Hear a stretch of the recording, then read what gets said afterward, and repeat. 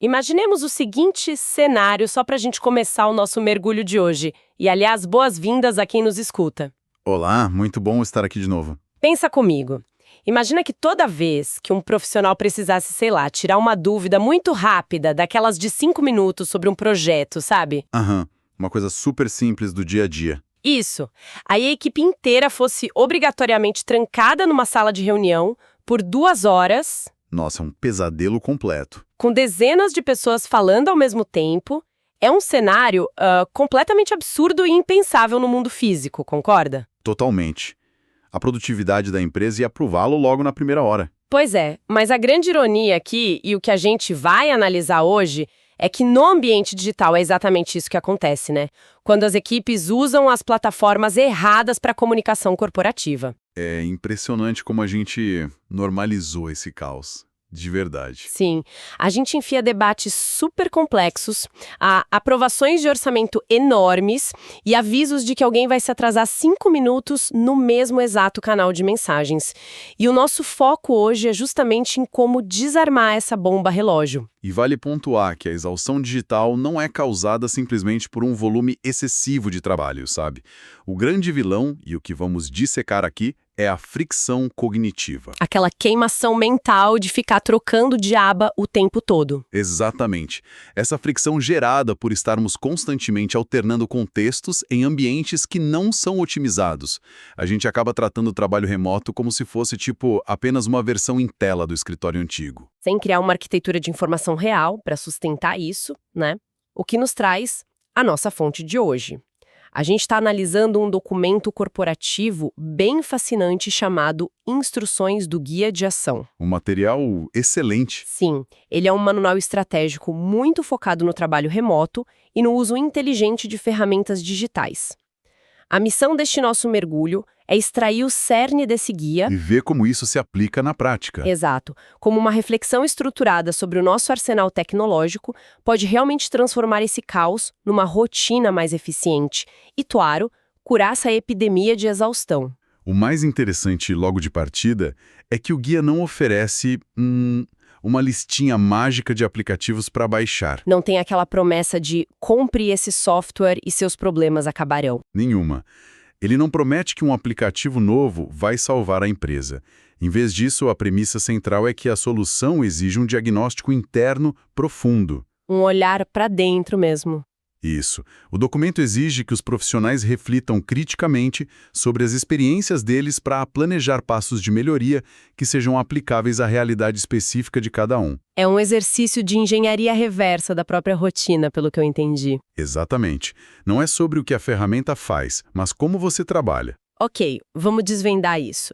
Porque, na superfície, essa ideia de parar para refletir parece aquele tipo de jargão corporativo que as pessoas ignoram, sabe? Que o pessoal só preenche para cumprir tabela com RH. Nossa, sim. Principalmente quando estão com prazos estourando. O guia recomenda que essa reflexão seja feita individualmente ou, de preferência, com toda a equipe. Para promover a integração. Realmente gere resultados. Digo que não seja apenas uma perda de tempo. Porque eu imagino que não basta abrir um documento e escrever hoje meu e-mail travou e eu fiquei muito frustrada. Com certeza não. Não tem nada a ver com um diário de lamentações. O documento é super categórico sobre o que constitui excelentes respostas de reflexão. E o que seria uma resposta excelente para eles? A escrita reflexiva, segundo a metodologia deles, é uma ferramenta de dissecação. O objetivo não é só relatar o que aconteceu, mas sim explorar como as ferramentas e os conceitos se aplicam àquela falha específica. Então é ir na raiz do problema. Exato. Uma análise de alto nível exige que a pessoa demonstre pensamento crítico sobre as engrenagens do problema. Mais do que isso, exige que se articule como as perspectivas da equipe mudaram após um erro de comunicação, por exemplo. Entendi. É como assistir ao replay de uma partida esportiva com o treinador. Ótima analogia. Ninguém senta na sala de vídeo apenas para dizer nós perdemos o jogo. A equipe analisa o posicionamento milimétrico da defesa numa jogada específica para entender a mecânica da falha. Perfeito. É exatamente esse o nível de detalhe. Mas eu tenho que fazer o papel de cética aqui. Isso soa excelente na teoria. Na prática da vida corporativa moderna, onde tudo é sempre para ontem, existe alguma evidência no material de que essa pausa não é apenas mais uma tarefa burocrática? Se conectarmos isso ao cenário geral do trabalho remoto, a resposta é que pular essa etapa é justamente o que custa tempo e muito dinheiro a longo prazo. Custa mais caro não fazer a reflexão, então. Muito mais. O guia valoriza intensamente o conhecimento aplicado. Quando ele insiste que essas reflexões sejam discutidas em grupo, o objetivo é fomentar experiências de integração da equipe. Porque aí todo mundo aprende com o erro do outro. Exatamente. A lógica é simples. Se 5 pessoas da mesma equipe falham repetidamente no uso de um software de tarefas, refletir sobre isso em grupo calibra a bússola de todos ao mesmo tempo. Não é burocracia, é afiar o machado antes de continuar cortando a árvore. Esse é o ponto. A escrita reflexiva atua como um laboratório onde as melhores práticas são testadas contra o ambiente real da equipe. Isso faz muito sentido. Uma vez que esse método de diagnóstico está claro, o fluxo lógico do documento nos leva para o primeiro grande problema a ser dissecado e, curiosamente, o guia não começa falando de gigabytes ou de servidores. Não mesmo. Ele vai direto na questão humana. Sim, ele aborda o fator humano primeiro. O texto levanta um conceito chamado presença social. E, sem dúvida, essa é a espinha dorsal de todo o problema. O guia pede que os usuários descrevam a compreensão deles sobre a presença social no ambiente remoto. E eles usam 2 pilares bem específicos para isso, né? Isso. Eles ancoram isso nos conceitos de intimidade e imediaticidade. A tarefa exige que se mapeiem os desafios de manter essa presença virtual sem que isso culmine na exaustão tecnológica. Deixa eu intervir aqui rapidinho, porque esses 2 termos me causam uma certa estranheza. Intimidade no trabalho remoto. É uma escolha de palavras no mínimo inusitada para um manual corporativo. Pode soar estranha num primeiro momento, é verdade. Geralmente, intimidade é algo reservado para relações pessoais, não para a tela de um aplicativo de mensagens com o departamento financeiro, sabe? A gente tende a pensar assim. E quanto à imediaticidade, não é justamente essa expectativa de respostas imediatas, o famoso estar sempre online, que atua como o motor dessa exaustão que eles querem evitar? Sim, é o que drena a nossa energia. Parece que o guia está pedindo para a equipe abraçar exatamente o que está adoecendo. Como que isso fecha? O que é fascinante aqui é que o material usa esses termos não como um ideal romântico, mas como variáveis de uma equação muito perigosa. Uma equação de risco. Isso. A intimidade, no jargão do trabalho remoto desse guia, não é sobre compartilhar segredos da vida pessoal. Ah, bom, menos mal. Refere-se ao grau em que uma pessoa se sente conectada a uma interação real. É sentir que há um ser humano do outro lado da tela, e não apenas uma máquina ou uma engrenagem de processamento de texto. Entendi. É a diferença entre receber um e-mail super robótico escrito aprovado e ter uma troca rápida em vídeo que, gera uma confiança mútua. Exatamente. E a genialidade do material está em colocar a imediatidade e a exaustão tecnológica na mesma balança.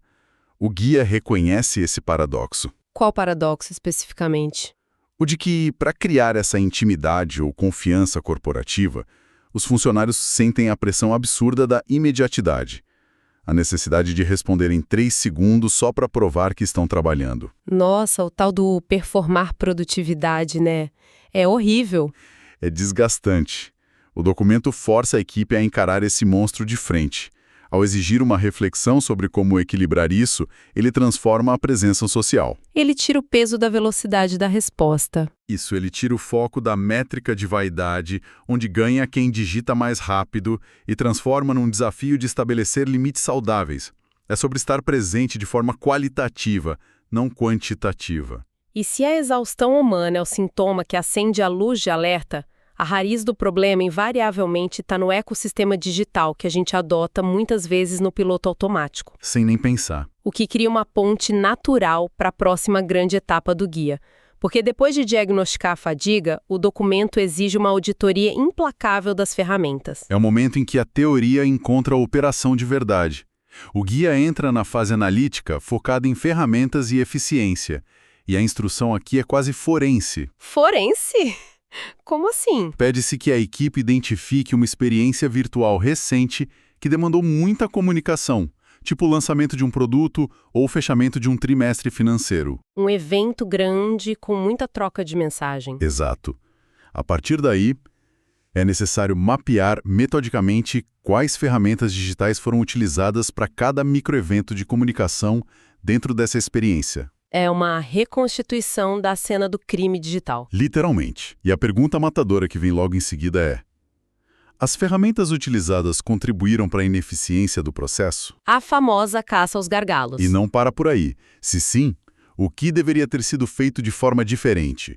Se geraram eficiência, quais insights podem ser replicados no futuro? Eles não aceitam respostas genéricas, então. De jeito nenhum. O guia não permite respostas vagas. Ele quer saber se o e-mail atrasou a aprovação, se aquele chat causou confusão de versões de arquivos e assim por diante. Aqui é onde a coisa fica realmente interessante. Porque essa etapa do guia não é apenas sobre organizar aquelas abas infinitas no navegador. Não é só organização visual. É sobre revelar o atrito invisível que destrói a produtividade de quem trabalha de casa. Usar a mesma plataforma para um aviso de atraso de 5 minutos e para aprovar um orçamento gigante é como usar a mesma pista do aeroporto para pousar um monomotor e um Boeing simultaneamente. É um desastre anunciado. O problema não é o tamanho da pista, é a ausência total de controle de tráfego aéreo. Mas eu me pergunto por que os profissionais modernos são tão incrivelmente cegos a essas ineficiências diárias? É uma ótima pergunta. A tecnologia não deveria deixar a gente hiperconsciente, mas parece que a gente opera completamente no escuro. Isso levanta uma questão importante sobre a psicologia das ferramentas no trabalho. O ser humano busca invariavelmente o caminho de menor resistência. A gente é meio preguiçoso por natureza para essas coisas, né? É o nosso cérebro economizando energia. Quando o trabalho remoto explodiu, as equipes simplesmente adotaram as ferramentas que estavam mais à mão ou que já vinham no pacote de software que a empresa pagava. Pegaram o que já estava lá e tentaram fazer funcionar. Ninguém parou para questionar se a arquitetura fazia sentido. O hábito cria uma cegueira operacional profunda. O valor colossal dessa auditoria imposta pelo guia é justamente quebrar o piloto automático. Fazer a pessoa enxergar a loucura que é a rotina dela. Isso. Quando uma equipe é forçada a colocar no papel que utilizou, 3 plataformas de chat diferentes, um e-mail gigante e uma videochamada de meia hora apenas para agendar uma reunião de acompanhamento. É de cair a ficha na hora. O gargalo se torna inegável. O atrito oculto vira um dado quantificável, que você pode olhar e falar, opa, isso está muito errado. Fica impossível ignorar o tamanho do desperdício de energia da equipe. E uma vez que a equipe visualiza o estrago causado por essa pista de pouso caótica, o guia logicamente empurra todo mundo para construir um novo aeroporto. É a hora da ação. A gente sai do diagnóstico do problema direto para a seleção meticulosa da solução, o que, aliás, introduz o conceito mais denso desse material. Chegamos à etapa de seleção de ferramentas. É aqui que o guia exige que o caos seja transformado numa ordem estrutural rígida. Rigidez até que ponto? Ele não pede simplesmente que se escolham bons softwares. Ele determina a criação de um ecossistema, dividindo a comunicação corporativa em 7 categorias funcionais estritas. 7 categorias diferentes para a comunicação. Deixa eu ler essa lista, porque eu confesso uma certa confusão quando vi isso. Parece um excesso de microgerenciamento num primeiro olhar. Muita gente acha isso no começo. A fonte lista o seguinte: 1. Coordenação. 2. Discussão. 3. Troca de informações. 4. Colaboração. Ainda tem mais 3. Sim. 5. Desenvolvimento independente de conteúdo. 6. Integração de equipes. E 7. Coordenação simples. É uma lista e tanto. Então, o que tudo isso significa? Porque a minha primeira reação é muito ceticismo. Por que um guia se daria ao trabalho de criar caixas separadas para coordenação e coordenação simples? Pode parecer excessivo, mas tem um motivo. Ou, de forma ainda mais sutil, qual é a necessidade real de isolar troca de informações de discussão? Se o objetivo é reduzir a exaustão, adicionar 7 regras diferentes não acaba gerando ainda mais carga mental para a pessoa? A sua dúvida é a reação mais comum que existe. Mas o efeito é exatamente oposto. A divisão minuciosa é o que elimina a carga mental. Jura? Como assim? Coordenação simples e coordenação geral é drástica para o cérebro humano. Tá, me dá um exemplo dessa diferença. Uma coordenação simples é puramente transacional. É avisar que enviou um documento ou perguntar se a reunião começa às 2 ou 2:30. É uma interação que requer 3 segundos de atenção da pessoa. Uma batida de olho e já resolve. Isso. Agora, se essa mensagem cai no mesmo canal onde está ocorrendo uma discussão profunda sobre os rumos do projeto para o próximo semestre, o cérebro de quem lê é forçado a alternar entre modos. Ah, entendi. Alternar entre um modo de baixo esforço e um modo super estratégico instantaneamente. Precisamente. Essa alternância constante e imprevisível é o que queima a bateria mental ao longo do dia inteiro. Uau! Então, se eu não separo isso fisicamente ou digitalmente, usando ferramentas diferentes, o meu cérebro nunca sabe se o apito do celular exige uma resposta de 1 segundo ou meia hora de análise crítica. É a ansiedade da antecipação constante. Você ouve o barulho e já gela. Nossa, isso é muito real. E sobre a troca de informações contra a discussão? Vamos analisar. Trocar informação é unidirecional na maioria das vezes. Pode ser a postagem de um relatório semanal atualizado num portal da empresa. A equipe precisa ler aquilo, mas não precisa debater imediatamente. É um mural de avisos, basicamente. Isso. Mas se colocarmos esse relatório em um aplicativo de discussão instantânea, a urgência implícita da ferramenta força debates precipitados e interrompe o fluxo de trabalho de todo mundo na hora. Porque está piscando ali na tela pedindo resposta. A categorização que o guia dita garante que a ferramenta molde o comportamento e não o contrário. Exato. Isso muda completamente a dinâmica da equipe. E fica ainda mais claro quando olhamos para a diferença entre colaboração e desenvolvimento independente de conteúdo. Como funciona essa diferença na prática? Colaboração implica que estamos com um arquivo aberto, editando juntos, em tempo real e totalmente sincronizados. Aquele documento que todo mundo digita junto. Isso. Já o desenvolvimento independente é aquele momento em que o profissional precisa fechar a porta, figurativamente falando, claro, desligar as notificações e simplesmente criar. O famoso trabalho focado. Se o ecossistema digital da empresa não respeita essa 7ª categoria do trabalho independente, significa que o funcionário nunca tem permissão para focar de verdade. Quando os chats finalmente ficam em silêncio. Uma realidade tristemente comum hoje em dia. O que o guia faz ao exigir uma ferramenta para cada uma dessas 7 categorias é construir paredes virtuais e portas com fechaduras no seu ambiente remoto. Ele devolve o controle do tempo para quem está trabalhando. Exatamente.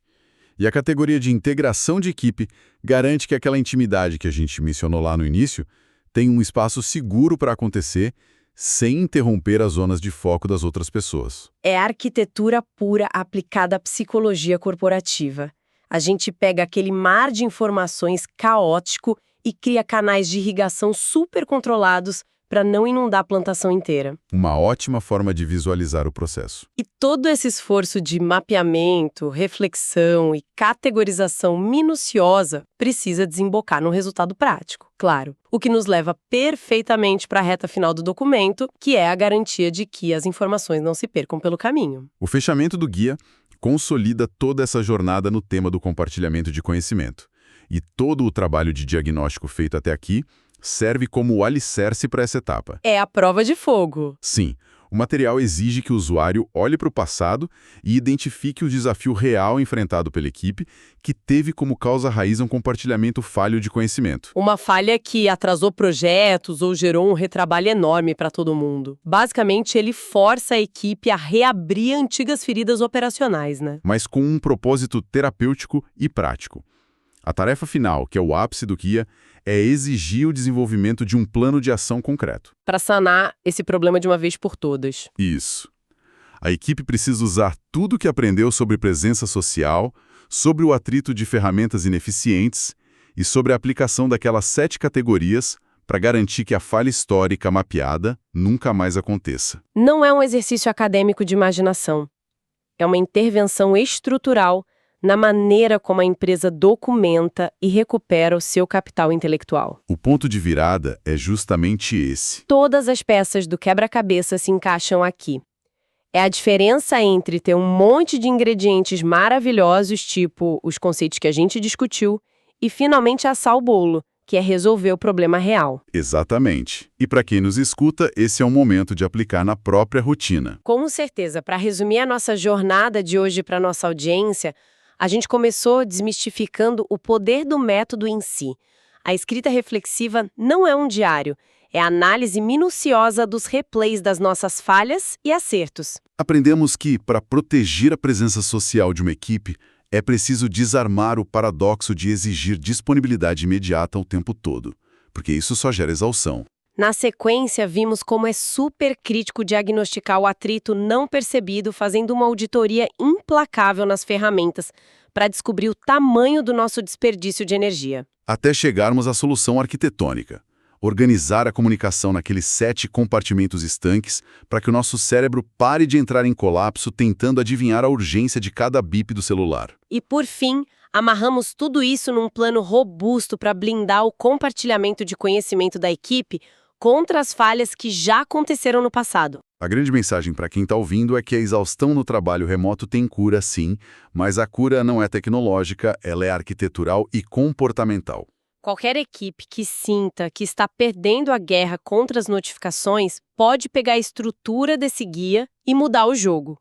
É um mapa para sair da sobrevivência digital e alcançar a eficiência, né? Uma eficiência silenciosa e muito mais saudável. Sensacional. Nós partimos do diagnóstico da dor pura para uma reconstrução total do nosso ambiente de trabalho. Mas olha, antes de encerrarmos essa nossa análise de hoje, existe um pensamento intrigante que vale a pena deixar no ar.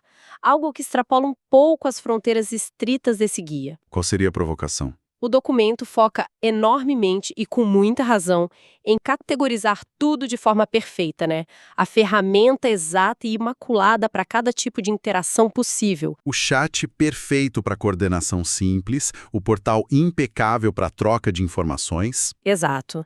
Mas quem nos acompanha pode se perguntar se as empresas conseguirem atingir esse nível utópico de arquitetura de informação, onde 100% de cada interação digital obedece rigidamente à sua gaveta funcional, será que não se elimina também o espaço para as interações completamente desestruturadas? Aquele espaço para o caos espontâneo. Sim. A história corporativa está cheia de exemplos onde as inovações mais brilhantes surgiram de conversas transversais, daquele caos não planejado, onde alguém ouve algo que não era bem da sua alçada e conecta os pontos. É um risco real da eficiência extrema. Se a eficiência total e milimetricamente categorizada for alcançada, a gente corre o risco de sufocar a criatividade espontânea que costumava existir nas mesas bagunçadas dos escritórios físicos. Até que ponto um pouco de caos é o combustível necessário para as boas ideias fluírem? Fica aí uma reflexão excelente para todo mundo ponderar. Fica a provocação para levar adiante. Muito obrigada a quem nos ouviu em mais essa análise. Um abraço a todos e até a próxima.